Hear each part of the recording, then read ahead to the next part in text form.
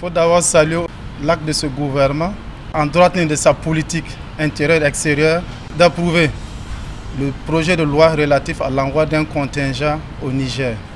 Ceci pour faire suite au communiqué conjoint qui avait été pris avec le Mali le 31 juillet en relation avec la situation de changement politique, surtout au Niger.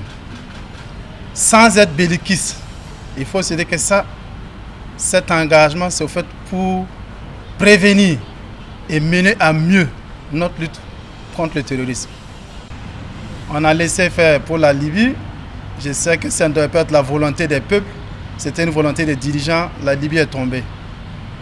Le Mali, c'était pareil. Ça a commencé avec le terrorisme. On a laissé les Maliens à eux seuls, ça arrivait chez nous.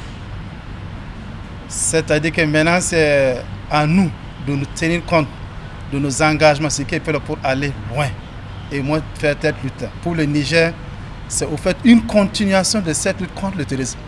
Ce qui touche à la sécurité du Niger touche fondamentalement à la sécurité du Burkina Faso. Et ceux qui sont dans la ligne de front avec le Niger ne nous diront pas le contraire parce qu'ils vivent de visus ce qui se passe sur le terrain. Ceux qui les attaquaient, comment ça se passait.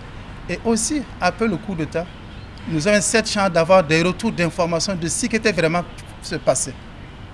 Pour savoir qu'il y a des gens qui étaient payés gracieusement pour faire mener des attaques au Burkina.